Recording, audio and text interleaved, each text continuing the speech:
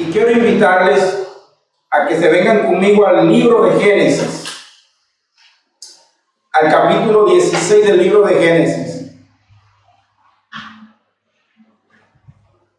Ayer un hermano me consultó sobre este capítulo y tuvimos una charla un buen rato vía internet y yo sobre este capítulo. Estaba muy metido en el texto, estudiándolo para enseñarlo hoy en su iglesia, y aprovechamos ese momento para conversar sobre el pasaje, sobre el texto, y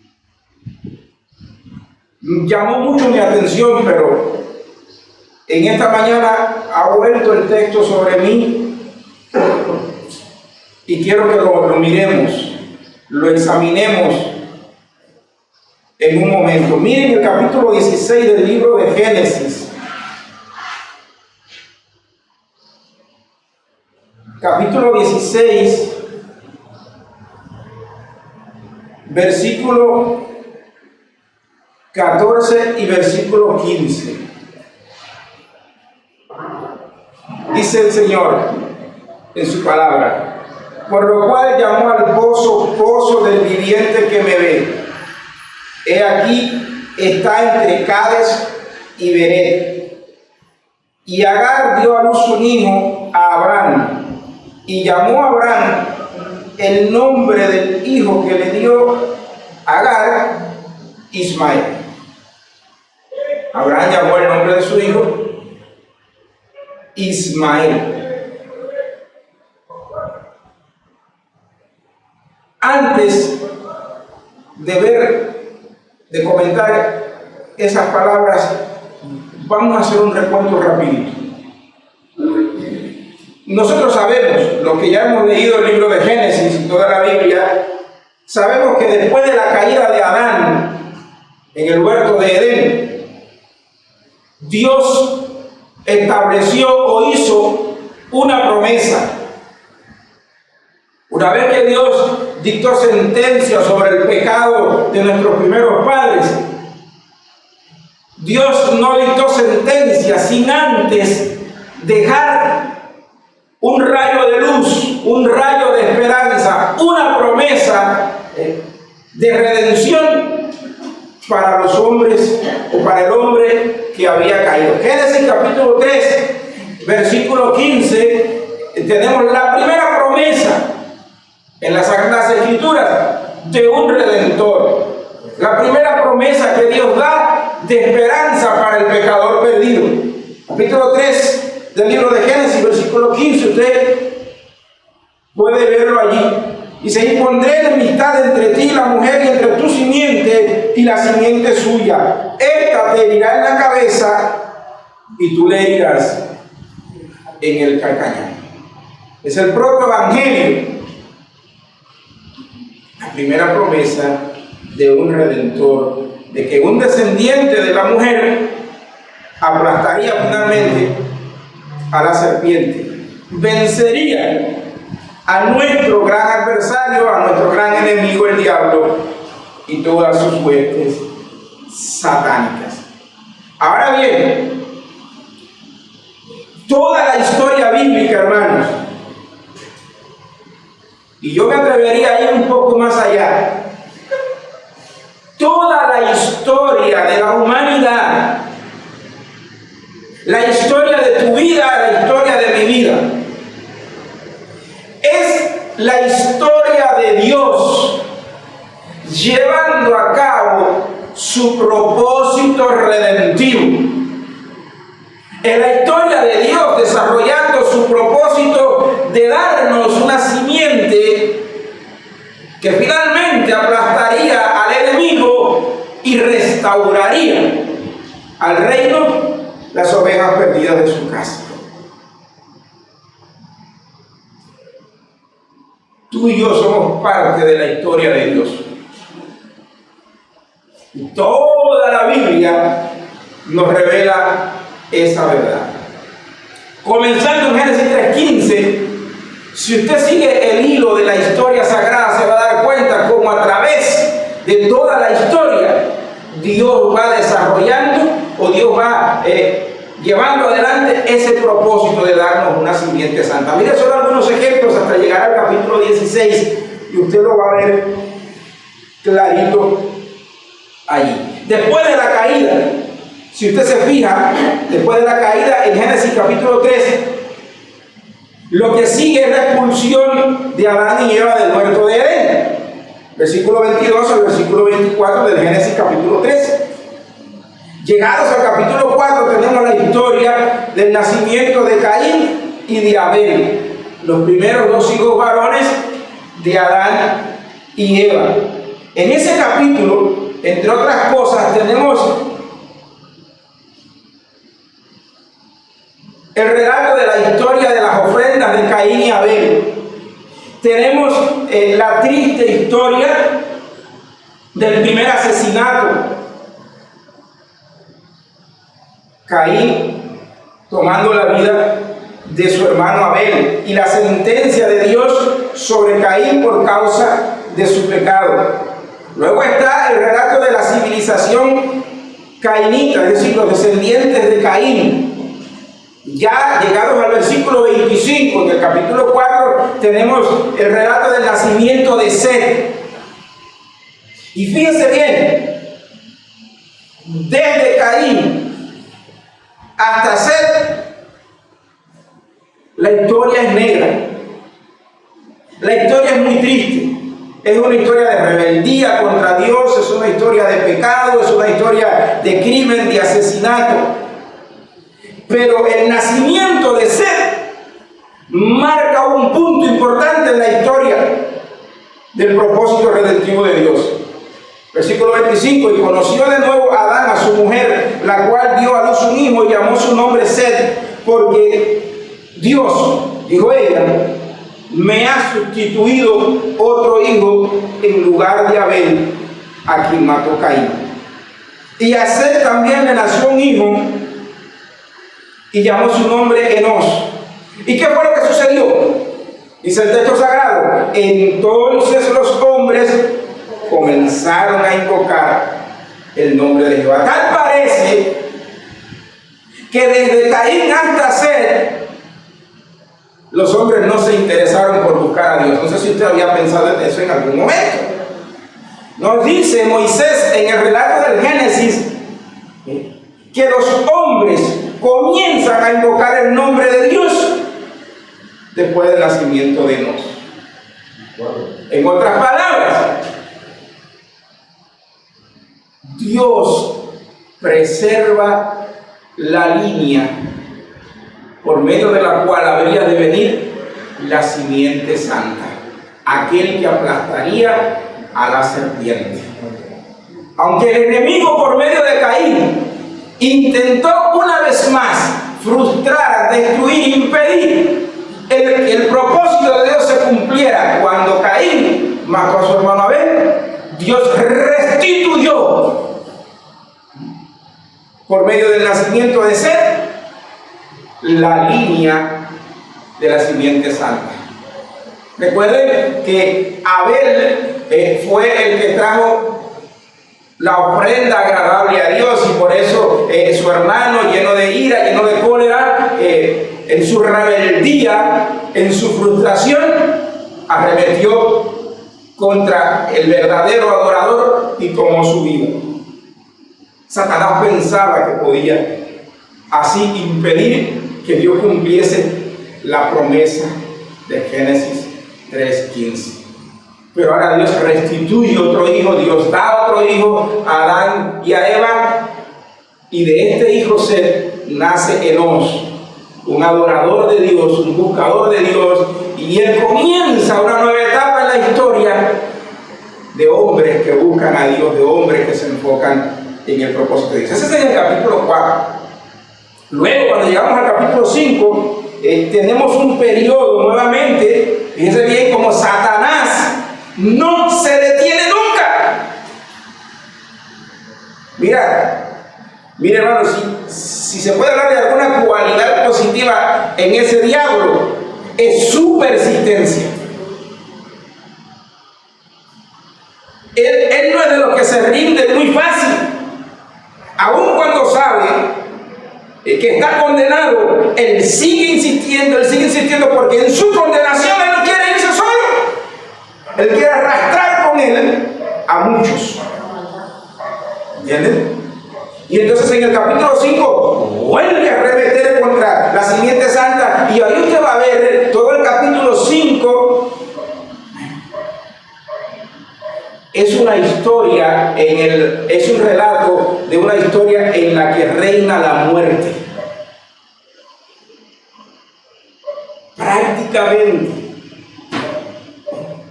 la mayoría de los hombres en ese periodo descrito en el capítulo 5, para nada les interesa a Dios.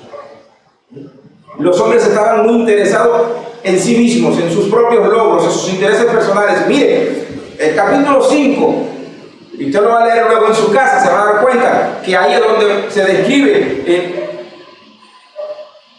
a los primeros artistas de la música, los artistas del metal, etcétera, etcétera. Y cuando yo leo esa historia, lo primero que pienso es esto. Es una etapa en la historia en la que los hombres se interesaron en tener logros personales, en alcanzar todo su potencial, sin tener en cuenta a Dios. Y ese periodo de la historia, cada vez que leo capítulo 5 de Génesis, pienso en que es un retrato del mundo en el cual vivimos hoy en día.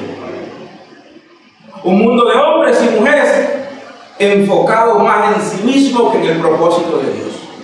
Un mundo en el que la mayoría de los hombres para nada les interesa a Dios, sino que se creen que ellos son los propios dioses de su vida y que ellos pueden definir cuáles son sus metas, cuáles son sus propósitos, a dónde quieren llegar, qué quiero hacer con mi vida. Y Dios sigue siendo el gran ausente en su vida. Eso lo vemos en el capítulo 5 del libro de Génesis, un periodo en el que reina la muerte, la lucha por la supervivencia. Luego en el capítulo 6 tenemos la historia del diluvio, y Dios vuelve entonces, Dios vuelve a la batalla y escoge de entre toda esa generación de gente corrompida que se describe en el capítulo 5, sigue brillando la luz de la esperanza. Y ahora es por medio de un hombre llamado Noé, a quien Dios escoge y le da la orden de construir un barco, un arca, para en esa arca preservar la línea de la simiente santa, que ahora viene por medio de Noé. Esa es la historia en el capítulo 6 del libro de Génesis, capítulo 7 y capítulo 8, ahí usted lo puede ver. Ahora bien, en el capítulo 9 Dios renueva el pacto con Noé, o Dios establece un pacto con Noé. Ahora bien, seguimos la historia después de Noé y nos encontramos en el capítulo 11 un nuevo ataque de Satanás para tratar de frustrar los propósitos de Dios. Una nueva estrategia de Satanás, y es la historia de Babel, el primer imperio conocido en la historia. Nimrod intenta reunir alrededor de sí a todos los hombres, construyen una ciudad y se lanzan a construir una torre cuya cúspide fuera el cielo. Y dice: hagámonos un nombre por si fuésemos esparcidos. Vuelve Satanás a reunir a los hombres rebeldes después de Noé para ir en contra del propósito de Dios, desviarnos de la meta de Dios. Pero Dios vuelve a intervenir, Dios desciende y destruye, frustra los planes de Satanás. Ese es Génesis capítulo 11. Luego en el capítulo 12 aparece Abraham. Dios escoge a Abraham y es con Abraham que Dios comienza a construir una familia, una nación. Dios comienza a construir, a levantar a su pueblo, a preparar la familia en la cual nacería el Mesías, el Salvador, nuestro Señor Jesucristo. Ahora, en Génesis 12, Dios, cuando llama a Abraham, Dios hace una promesa maravillosa en los versículos 1 al 3 de Génesis 12. Miren, ahí dice: Jehová había dicho a Abraham: vete de tu tierra y de tu parentela y de la casa de tu padre a la tierra que te mostraré, y haré de ti una nación grande y te bendeciré. Y engrandeceré tu nombre y será bendición. Bendeciré a los que te bendijeren y a los que te maldijeren maldeciré. Y serán benditas en ti todas las familias de la tierra. Eso es maravilloso. Lo que Dios dice, lo que Dios promete. Dios revela a Abraham lo que quiere hacer por medio de él. No olvide, amado hermano, que por allá por el Nuevo Testamento, la Biblia nos recuerda que todos aquellos que son de la fe de Abraham son los verdaderos hijos de Abraham, son los verdaderos hijos de la promesa. En otras palabras, si usted es un creyente en Jesucristo, si usted ha sido salvado por Jesucristo, si ha sido lavado en la sangre de Jesucristo, usted es parte de la promesa que Dios le hizo a Abraham. Bendito sea el nombre de nuestro Dios. Es lo mismo que Dios prometió a Abraham, Dios lo ha prometido a su descendencia. Usted y yo somos cumplimiento de la promesa que Dios le hizo a Abraham, si en verdad somos hijos de Dios. Ahora, la cosa preciosa en esa historia de Abraham, del capítulo 12 de Génesis, la vemos en el verso 4. Me gusta eso. Dice: y se fue Abraham como Jehová le dijo. ¿Cómo se fue Abraham? Como Jehová le dijo. Marque eso en su Biblia, aprendas eso de memoria. Una de las grandes cualidades, virtudes de Abraham, es que Abraham aprendió a hacer las cosas como Jehová le dijo. Eso no significa que Abraham no cometía errores. Sabemos por la historia sagrada que Abraham cometió muchos errores, y ahí vamos a verlo en un momentico. ¿Cómo? Así es. Pero muy maravilloso, muy precioso, muy hermoso es que aunque era un hombre que cometió muchos errores, él tenía una cualidad, y era que él sabía hacer las cosas como Dios le había mandado. Es una virtud que la iglesia de Jesucristo necesita desarrollar. Es una cualidad que todo creyente necesita incorporar a su estilo de vida. Es hacer las cosas, caminar por esta vida como Jehová lo ha dicho, como Jehová lo ha mandado. Mire, más adelante tenemos la promesa de Dios a Abraham de darle un hijo. Ahora bien, después que Dios le dio a Abraham y la promesa de la descendencia, capítulo 15 del libro de Génesis,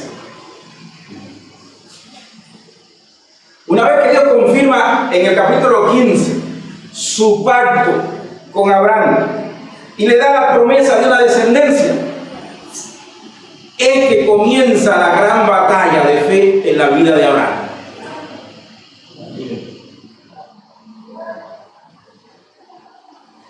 Y entonces llegamos al capítulo 16. Dice capítulo 16. Sarai, mujer de Abraham, no le daba hijos. Y ella tenía una sierva egipcia que se llamaba Agar. Tenga en cuenta, hermanos, al leer el capítulo 16, tenga en cuenta la promesa de Génesis 3:15 y cómo Dios mantuvo la línea para cumplir con esa promesa a través de toda la historia de Génesis 3 hasta Génesis 16 y hasta el Nuevo Testamento cuando se cumple en Jesucristo. Tenga eso en cuenta. Tenga en cuenta el capítulo 15, la promesa, la renovación del pacto de Dios con Abraham, para que pueda entender el capítulo 16. Si no, no lo va a entender. No es un capítulo aislado, es parte de ese cuadro del todo. Entonces, antes de leer el 16, déjenme leer tan solo unos versículos del 15. Miren.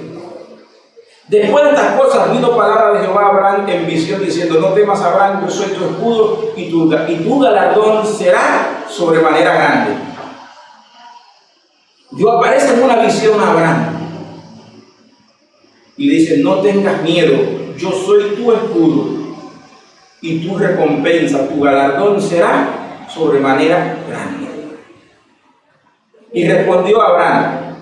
Mira aquí, esta es la pregunta de Abraham, refleja la pregunta o un tipo de pregunta que cualquier cristiano hace a Dios en un momento de frustración, en un momento de crisis de convicción, de crisis de fe. Dice: Señor Jehová, ¿qué me darás siendo así que ando sin hijos y el mayordomo de mi casa es ese Damaseno Eliezer? Abraham le está diciendo a Dios: Dios, tú me estás diciendo que tú eres mi escudo, que tienes algo sobremanera grande para mí. ¿Qué es ese algo? ¿O para qué me servirá ese algo, Dios, si no tengo hijos? Al final, quien va a heredar ese galardón es mi siervo, mi esclavo. Póngase en la piel de Abraham. ¿De qué me sirve, Señor, tanto si al final quién se va a quejar con él? Y es entonces que Dios habla y dice: dijo también Abraham: mira que no me has dado prole, y he aquí que será mi heredero un esclavo nacido en mi casa.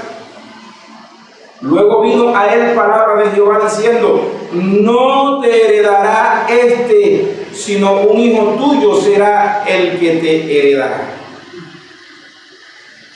Es como que Dios le está diciendo: no es como tú piensas. Dios le está diciendo: no, la historia no es como tú la ves. No es como tú la escribes, Abraham. No es como tú la imaginas, Abraham. Aquí el que está escribiendo la historia soy yo, Abraham, no eres tú. No es como tú te lo piensas, no es como tú te lo imaginas, no es como el mundo a tu alrededor dice que debe ser. El que está escribiendo la historia soy yo. Y tu heredero no va a ser tu esclavo. Tu galardón no será para otro. Tu premio no será para otro. Será para un hijo tuyo. Él será tu heredero. Y lo llevó fuera y le dijo: mira ahora los cielos y cuenta las estrellas si las puedes contar. Y le dijo: así será tu descendencia. ¡Wow! Tú estás pensando que un esclavo es tu heredero, pero yo estoy pensando que tu heredero va a ser tu hijo. Pero no solamente estoy pensando que tu heredero será tu hijo, sino que estoy pensando en que tu galardón será tan grande que ni tú mismo podrás contar las riquezas de la gracia que yo he preparado para ti. Amados hermanos, lo que Dios se ha propuesto hacer en la vida de su pueblo supera las expectativas de toda mente humana. Y Dios está llevando adelante su propósito eterno. Dios está dando continuidad a su propósito eterno. Hay una promesa en Génesis 15 y Dios está llevando adelante ese propósito. Y Abraham ahora es parte, entra en ese propósito, entra en ese diseño. Dios le dice, hay un heredero, ese será quien te va a heredar. Por ahí viene la línea de la simiente santa. Dice el verso 6, y creyó a Abraham y le fue contado por justicia. Y creyó a Dios. Pero llegado al capítulo 16 viene la primera crisis. Dice Sarai, mujer de Abraham, no le daba hijos y ya tenía una sierva egipcia que se llamaba Agar. Dijo entonces Sarai a Abraham, ya ves que Jehová me ha hecho estéril, te ruego pues que te llegues a mi sierva, quizás tendré hijo de ellas. Y atendió a Abraham al ruego de Sarai. Recuerden la promesa, Dios se compromete a dar un hijo, pero ahora viene la esposa. Y siguiendo la costumbre de la época, sabiéndose que ella era anciana y estéril y que humanamente era imposible que pudiese tener hijos, le propone a Abraham lo que acabamos de leer. Es como si hubiese dicho, mira, Dios es bueno, Dios nos ama, Dios nos dio una promesa, pero si nosotros no hacemos nuestra parte, Dios no va a cumplir su promesa. Así que vamos a hacer lo que nos toca a nosotros. He aquí, mi esclava, mi sierva, tómala para que ella te dé el hijo que será mío, pues si es mi esclava, lo que ella paga me pertenece a mí. Era la costumbre de la época. ¿Y Abraham qué hizo? Abraham siguió el consejo de su esposa, dice, y atendió a Abraham el ruego de Sarai. La complació.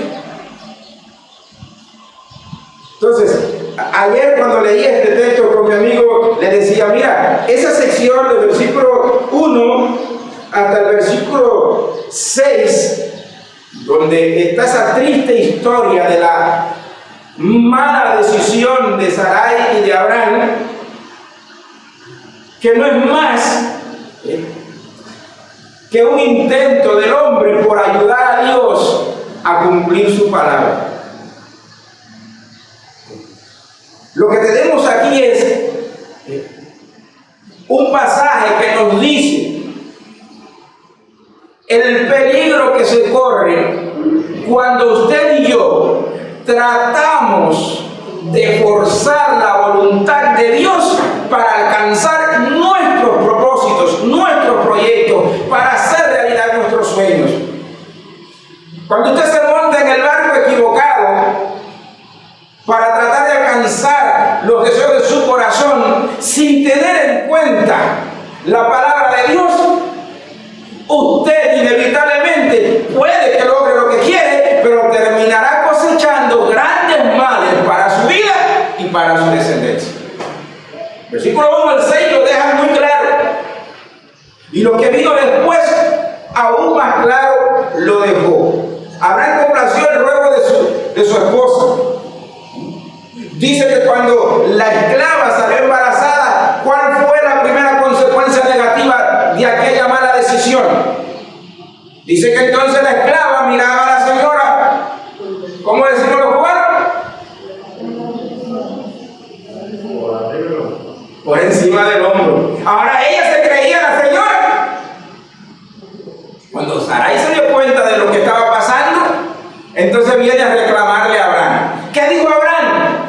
Mira la historia que dijo Abraham. ¿Sabe qué hizo Abraham? Abraham parecía que ya conocía a Poncio Pilato. Lo que hizo fue lavarse la mano como Poncio Pilato. Abraham, ¿qué le dijo a su mujer?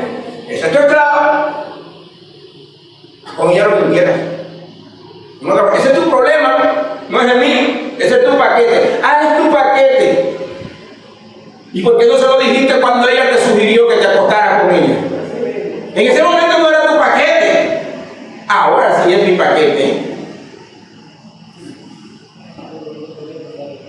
Mire, hermano, somos radicalmente incapaces, totalmente depravados. Todas las decisiones que los hombres toman sobre la base de sus propios intereses personales, todas las decisiones que tomamos sin tener en cuenta la palabra de Dios, siempre nos van a llevar en dirección incorrecta, de continuo solamente al mal. Nunca te van a llevar en el sentido de la voluntad de Dios. Y eso fue lo que pasó aquí. Entonces, dice la Biblia que cuando Agar se obstinó de todo lo que la señora le hacía, ¿qué hizo? Huyó. Entonces, miren, tenemos tres ejemplos negativos: Sarai, Abraham y la esclava. Sara, como mujer mandarina, la que quiere llevar los pantalones en la casa, dice: esto es lo que hay que hacer, vamos a hacerlo. Y el otro, gobernado, la obedeció. La esclava se obstina y se va. ¿Dónde está Dios en esa historia? Versículo 1 al 6, no vemos a Dios por ninguna parte. Es como que Dios está sentadito, como dice el texto sagrado: permaneceré quieto y los miraré desde mi morada. En eso estaba Dios, observando a ver hasta dónde iban a llegar. Pero allá en el versículo 7 en adelante, Dios entra en la escena, bendito sea su nombre. Míralo ahí. Dice: y la halló el ángel de Jehová junto a una fuente de agua en el desierto, junto a la fuente que está en el camino de Shur. Y le dijo: Agar, sierva de Sarai, ¿de dónde vienes tú y a dónde vas? Y ella respondió: huyo de delante de Sarai, mi señora. Y le dijo el ángel de Jehová: vuélvete a tu señora y ponte sumisa bajo su mano. Y vamos a pararnos ahí. Dios entra en la escena. Y mira de qué manera Dios entra en la escena. Ya dije, verso 1 al 6 nos revela la manera en la que el hombre puede actuar cuando no se somete, cuando no se ciñe al propósito de Dios. Mire, hermano, nosotros no existimos para decirle a Dios cómo Él tiene que hacer las cosas. Dios sabe cómo tiene que hacer las cosas. Nosotros existimos para ser colaboradores de Dios en la salvación de los perdidos, para ser parte del propósito de Dios, colaborar con Dios en la restauración al reino de las ovejas perdidas de la casa de Israel. No existimos para decir a Dios: mira, este es mi proyecto, este es mi programa, vamos a hacerlo así porque así es mejor. Eso no es. Fue lo que pasó aquí. Ahora Dios entra en la escena y fíjense, Dios no confrontó directamente a Sarai y a Abraham. ¿A quién confrontó Dios? A la esclava. Tenga eso en cuenta. Al confrontar a la esclava, ¿qué fue lo primero que le dijo? Y le dijo: Agar, ¿sierva de quién? Eso fue lo primero que le dijo. Váyase un poquito atrás. Cuando Agar salió embarazada, ¿qué se creyó? Que ella era la señora y que la otra no era la señora. Ya miraba a su señora por encima del hombre. Pero ahora viene Dios por medio de su ángel y le recuerda a Agar una cosa. ¿Qué cosa? ¿Quién eras? Si se te olvidó quién tú eres, yo he venido a recordarte que tú eres la sierva. Tú no eres la señora. ¿Cuántos de nosotros a veces no se nos olvida que nosotros somos los siervos y que el que está en el trono es el Rey de Reyes y Señor de Señores? Montones de veces se nos olvida. A veces en el día se nos olvida 70 veces. No, bueno, que Él es el Dios y nosotros somos los siervos, los esclavos. Pues bien, eso es lo primero. Viene Dios y le recuerda a Agar quién es. En otras palabras, bájate de esa nube, Agar. Bájate de ahí. Ahora, ¿de dónde vienes tú y a dónde vas? ¿Cuál es tu plan? ¿Cuál es tu propósito? ¿Quién te dio ese plan? ¿Quién te dio ese propósito? ¿Quién te dijo que debías hacer lo que estás haciendo? Esa pregunta me hace pensar en todo eso y mucho más. ¿De dónde vienes y a dónde vas? ¿Qué te propones hacer con tu vida? ¿No te has detenido a pensar si lo que estás haciendo, lo que estás pensando hacer, es realmente lo que yo he decidido hacer o me he propuesto hacer? Amado, muchas veces Dios tiene que meterse en el camino de sus siervos, de sus hijos,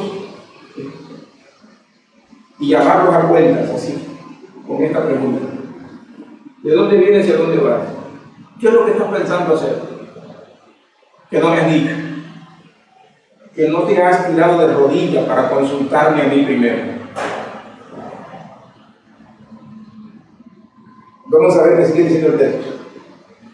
Y ella respondió: huyo de delante de Sarai, mi señora. Esto es lo que pasa, Dios, estoy viviendo de mi señora. ¿Y alguien te dijo que tenías que huir? Estoy loco, Señor, por irme de Cuba.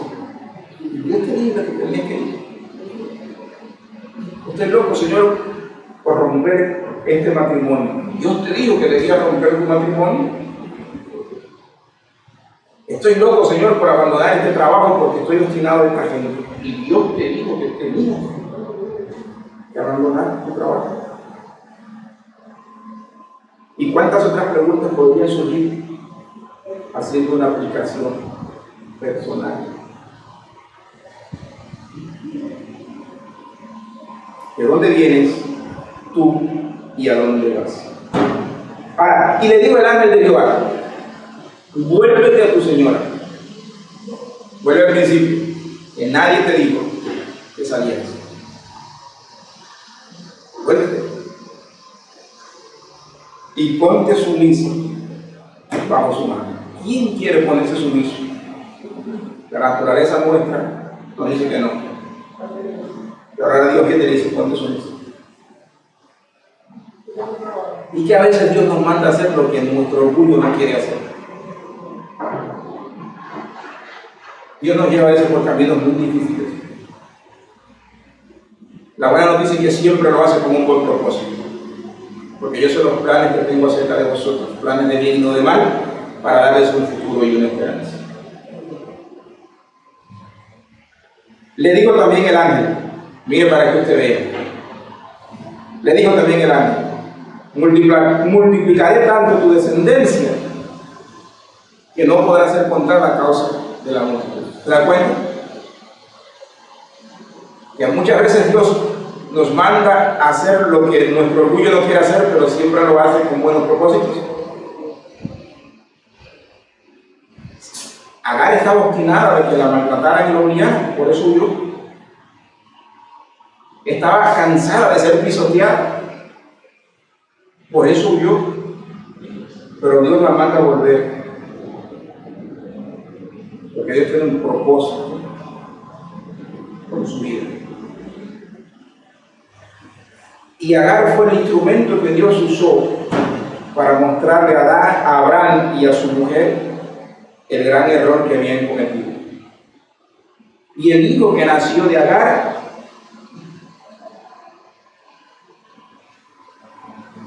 es el testimonio del error que cometió Sarai y cometió Abraham. Ahora bien, la parte más hermosa de esta historia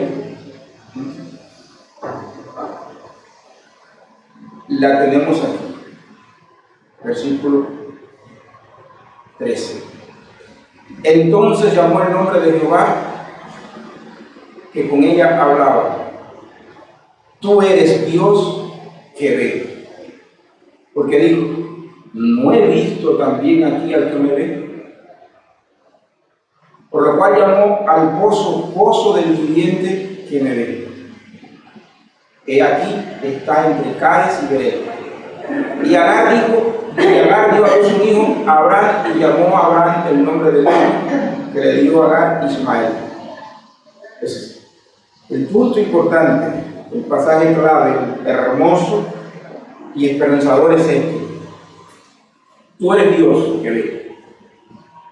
Porque dijo: no he visto también aquí al que me ve. Por lo cual llamó al pozo del viviente que me ve. En otras palabras, Agar se cuenta de lo que les dije al principio. Agar se convenció de lo que les dije al principio. Dios es el soberano Señor de la historia. No solamente de la historia de la humanidad. Él es el soberano Señor de mi historia, de mi vida. Agar pensaba que Dios era el gran ausente. Quizás llegó a pensar eso en algún momento. Pero ahora viene Dios y dice, yo te estoy mirando. Yo recuerdo cuando Isabel era chiquitica, había un hermano en la iglesia que cada vez que la veía le decía, te estoy mirando. ¿Te acuerdas? Era el camionero de la iglesia. Y Isabel le respondía, te estoy mirando, Velasquito. Ella no se acuerda. Pero siempre él le recordaba eso, te estoy mirando. Miren, hermano, Dios te está mirando. Como estaba mirando a Agar, como estaba mirando el disparate de Sara y de Abraham, y cómo ellos trataron de arreglar las cosas a su manera. Dios los estaba mirando. Entonces el capítulo 16 es Dios recordando que Él es el soberano Señor en la historia de su pueblo, que Él está pendiente con sus ojos puestos sobre sus vidas y que no es una buena inversión intentar ayudar a Dios a cumplir con su promesa. Dios no te puso en su casa, Dios no te puso en su familia para que tú le digas a Él cómo hay que hacer las cosas en su casa. Él es el Pater familia. Él tiene patria potestad sobre su casa. Y no a la manera de los romanos, ni del mundo impío en el que vivimos. La manera en la que Él es el Padre de su casa es única, incomparable, sin parangón.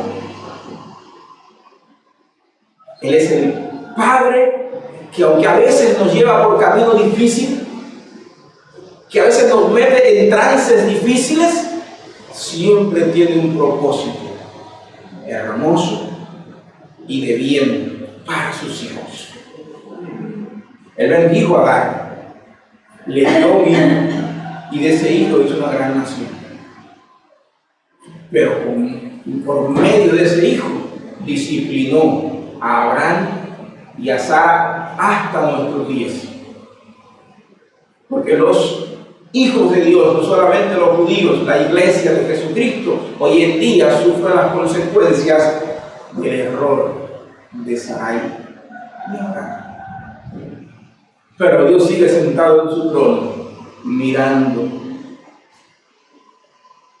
velando sobre sus hijos. Y Él está usando todo, Él está haciendo que todo, absolutamente todo en nuestras vidas, finalmente sirva a su propósito eterno. Ahora bien, nosotros podemos tomar una de dos decisiones. Podemos, como Agar, retornar y soportar la humillación, pero sabiendo que estamos donde Dios quiere que estemos. O podemos seguir nuestro propio camino. Examine la historia de Abraham y se va a ver que cada vez que Abraham intentó hacerlo a su manera, fracasó. Todas las veces que intente usted y yo hacerlo a su manera, fracasaremos.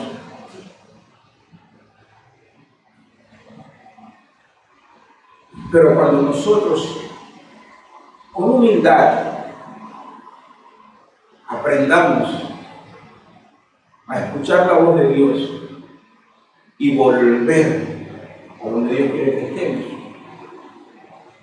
vamos a estar seguros que aunque tengamos que padecer por un poco de tiempo, vamos a ser bendecidos.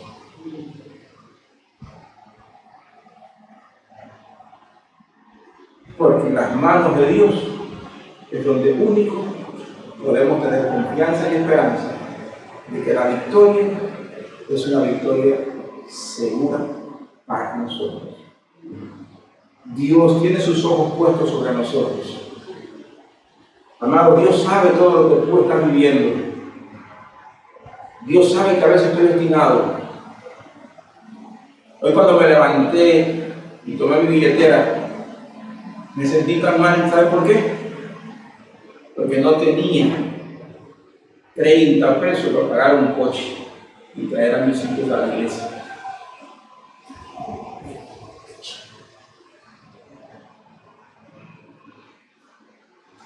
Pero me dije, mí mismo tienes que seguir. Porque tu papá sabe que tú lo tienes. Y aquí estoy. No sé si mañana tendré. Pero una cosa sé. Y de esa nadie me va a mover. Se las voy a leer una vez más. Y con esto termino. Tú eres Dios que ve. Eres Dios que ve. Él tiene sus ojos sobre mí. Y aunque yo no lo entienda todo, ya hace mucho tiempo le dije, no quiero entenderlo todo. No, solo quiero una cosa. Quiero estar en el centro de tu voluntad. Sea que vivamos o sea que muramos, lo importante es saber que somos de Él. Entonces dejemos que Él sea Dios de nuestras vidas. Dejemos de jugar a ser nosotros los señores.